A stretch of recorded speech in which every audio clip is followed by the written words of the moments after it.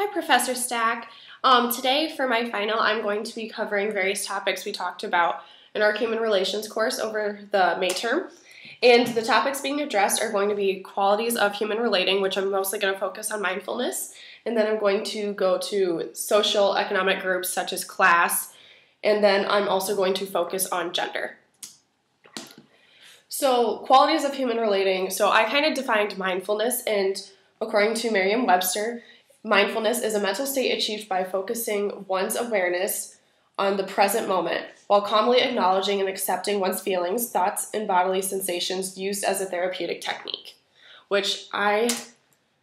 Coming from this, I have learned some very interesting facts about mindfulness. I've also learned why it's very crucial to have in your life and to practice mindfulness every day. And why mindfulness? Well, the reasons I concluded were it helps to eliminate prejudice and discrimination, it creates a healthy mindset, it increases immune functioning, it helps one to be present in everyday life, and it combats anxiety, stress, and depression while keeping your mental state and your emotions and the way you react in check and keeping those into account. It's a lot easier on other people, and it also generally improves your mood. And then there's also a topic we discussed in class, and it's talking about self-talk and what is a good form of self-talk and what is a not so great form of self-talk. So some self-talk to avoid is more negative sayings, just like, I hate this, I got nothing, I don't get it, I quit, I give up, or I'll never understand.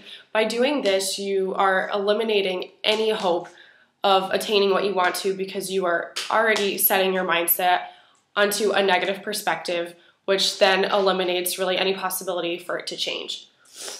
However, there are some self-talk things to include in your everyday that you can say to yourself if things aren't going your way and it's stressing you out.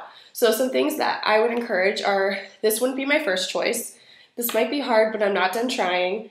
I think I need some help. I know I can. I won't give up. Or I need to figure out how she did that. By doing this, you're still admitting that there's a struggle and there's still work to be done. However, it's not a completely negative way of putting it. And then we also kind of touched on PERMA, and PERMA is a theory of well-being. So the P stands for positive emotions, the E is engagement, the R stands for positive relationships, M stands for meaning, and then finally A means accomplishment. And together that creates PERMA, which is just a healthier mindset and a new theory of well-being. And some salient points I took off of mindfulness and how it can improve everyone's life is it takes 21 days for an action to become habitual, whether that be a good or a bad action. Mindset is everything. Persistence is parallel to productive struggle, which I really related to. And then mindfulness can combat negative emotions and thoughts, which I feel is very essential in everyday life. All right, next I talked about socioeconomic groups in class. So according to Merriam-Webster, a socioeconomic class is an economic and sociological combined total measure of a person's work experience of an individual or family's economic and social position in relation to others based on income, education, and occupation. So from this, it kind of divides citizens up into a tier of people who are higher in a socioeconomic status or those who are lower and are more in a poverty level. And then how does this affect society is lower income families have a difficult time providing for children. Children coming from these families do not perform as well in school as children from financially stable homes, this being because children are more focused on if they're going to have food on the table when they get home, or in some severe cases where they're going to sleep that night. Their homework and their school responsibilities kind of take a back seat for obvious reasons. Personal well-being and things that you need in everyday life are going to take precedence over education. And then students from lower income families have a more difficult time getting involved in sports and extracurricular activities because of costs. A lot of extracurriculars and a lot of athletics do require a great amount of money being put into them, which is a lot harder for children who are coming from more impoverished homes.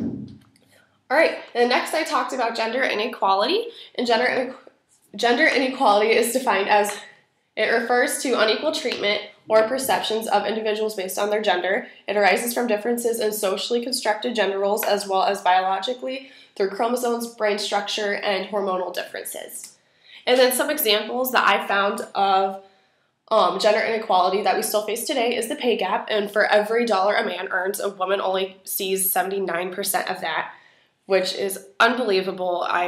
We have come a long way as a generation and as a culture to fix these problems. However, there's still work to be done, and the pay gap is one of those injustices that needs to be fixed. And then women face objectification. They're more prone to violence. Frontline combat, the military does not allow women to be in combat on the front line. And lastly is career opportunities. And that being that if a woman is competing against a man for a position, most likely the male will get it because women have the chance of getting pregnant and needing maternity leave, which companies aren't very keen on. So that also eliminates women from being hired. So that's a serious issue as well.